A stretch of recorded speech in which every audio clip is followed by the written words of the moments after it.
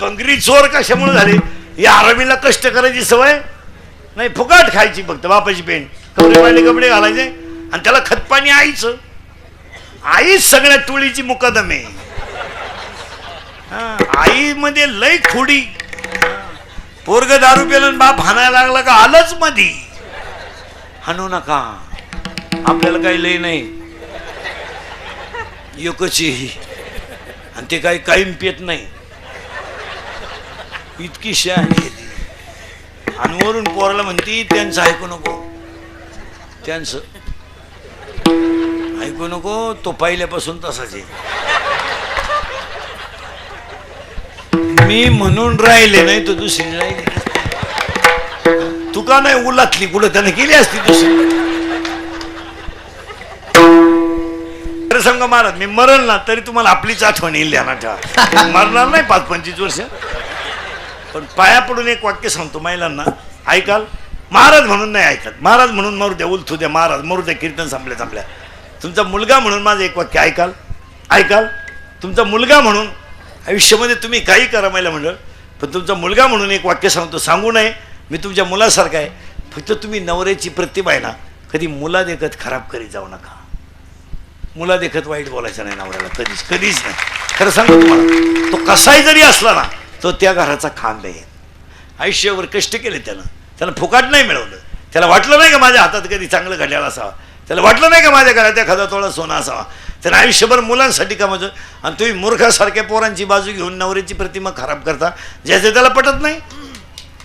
उलट पोराला बाप, पोराला हाणीत असेल ना बाप, आपण थांबायचं नाही तिथं, निवांत होऊ द्या कार्यक्रम, काय फरक पडला. जरा रेटून द्यायचं आणि मग म्हणायचं मी आहे ना. आलीच थोबाड वाशीत मध्ये, पुरीच्या हातात मोबाईल पाहिला आणि बापानं खाटकन कानपट्टी ठेवून दिली पुरीच्या. कशाला पाहिजे तुला मोबाईल? काय चूक केली त्यानं? आलीच, दम नाही काढीत ती, आलीच. असावा प्रसंगाला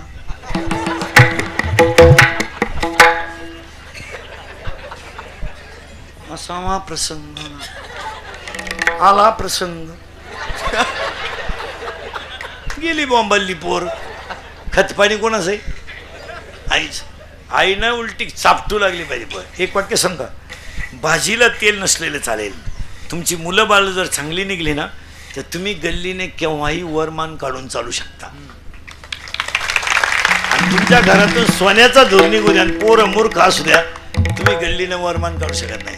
आपलं राष्ट्र जिजाऊचं आहे, आपलं राष्ट्र आई जिजाऊचं आहे, आपलं राष्ट्र आई तुळजाभवानीचं आहे, आपलं राष्ट्र अहिल्याबाई होळकरांचं आहे, सावित्रीबाई फुलेंचं आहे, जनाबाई मुक्ताबाई बहिणाबाईचं आहे. आपल्या मुलीच्या अंगात कपडे कसे आहेत याची लाज तिच्या आईला वाटली पाहिजे. मुलीच्या अंगात 5,000चा ड्रेस असावा, पण हिंदू संस्कृतीला शोभेल असा असावा. आपली मुलगी घरातून बाहेर पडताना त्याचं किती अंग उघडे याची लाज तिच्या आईला वाटली पाहिजे. थोबाड फोडून टाकलं पाहिजे पोरीचं, फटकावली पाहिजे पोरगी. केस कोणीकडे आहेत? केस बघा, बांगडी नाही हातात, ठोंदे आहे 2-4 कान पडले, बांगडी घाल. केसांची स्टाईल बघ. आता एक भांग इतका डेंजर आलाय महाराज, तो देवयानी भांग्याला आणि पॉप आलाय, पॉप. तो पॉप भांग इतका डेंजर आहे, त्याला मध्ये खड्डा आहे, पुढं झटका आहे, इथून इकडं पुढं झटका आहे. म्हणजे इकडं लसणाचा वाफ आहे, इकडं कांद्याचा वाफ आहे, मध्ये डोंगळा आहे, डोंगळा. मुलीचा मोबाईल तपासा, 3-3 सिम आहेत त्याच्यात. तुम्हाला एकच नंबर माहिती आहे, 2 नंबरांना घरात रेंज नाही.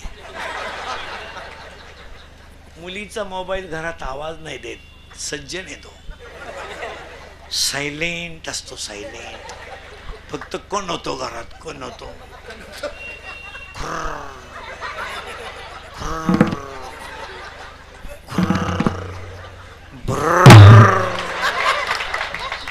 मग तिचा बाप म्हणला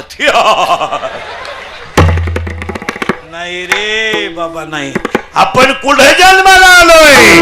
मेरे देश की धरती